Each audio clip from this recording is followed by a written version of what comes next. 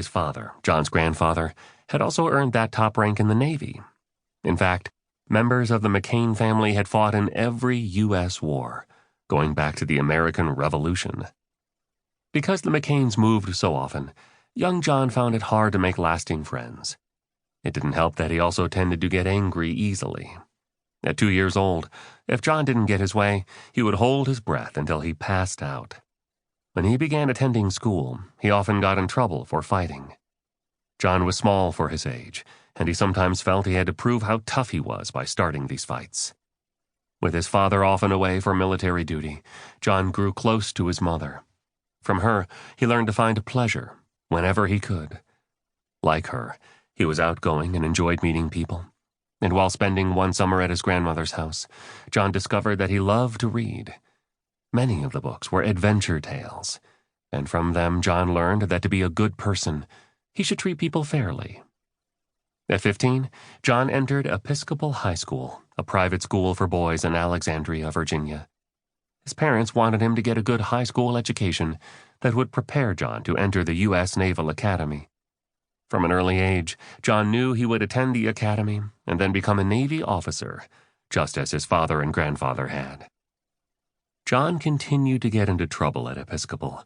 The school had strict rules. Students had to wear a jacket and tie to class, and they were expected to keep their rooms clean.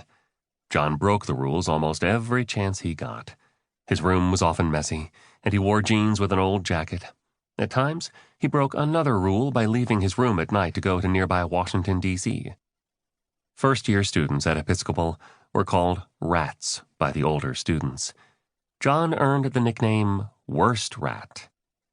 Sports helped John win some friends at Episcopal. He was a good athlete and played 3 sports: tennis, wrestling, and football. He also became close with one of his coaches and teachers, William Ravenel.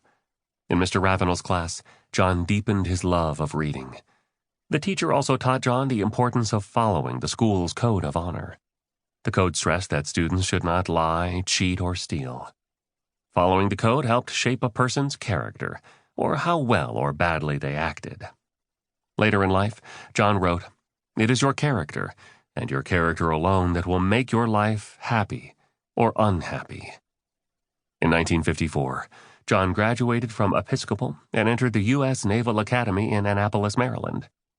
The rules there were even stricter than they had been at Episcopal. And once again, John got into trouble.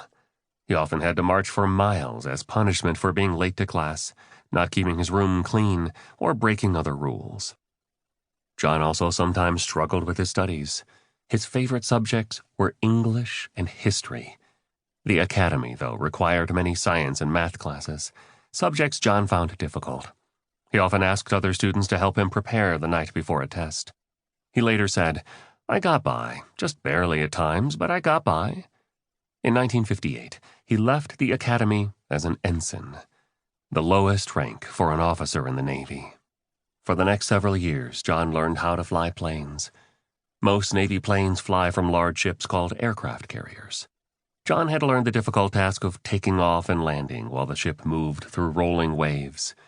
Despite the challenges, he loved being a carrier pilot. During the early 1960s, he served on ships that cruised the Mediterranean and Caribbean seas. John also spent time working on naval bases. In Mississippi, he trained other pilots at a base called McCain Airfield, which had been named in honor of his grandfather. While in Mississippi, John sometimes traveled to Philadelphia to visit Carol Shep. They had met in the 1950s, when John was at the Naval Academy. In 1965, the couple married. John adopted Carol's 2 sons from an earlier marriage, Douglas and Andrew. He and Carol then had a daughter, Sydney. John loved his family and the good times he had with friends at the Navy bases. But what he wanted most of all was to fly planes in combat. He got the chance at the end of 1966. He was assigned to the aircraft carrier USS Forrestal. The ship was soon on its way to Vietnam, where the United States was fighting a major war. By the summer of 1967, John was 31 years old and had earned the rank of lieutenant commander. He had flown 5 bombing missions over North Vietnam. He almost never got the chance to fly his 6th. One day, as he prepared to take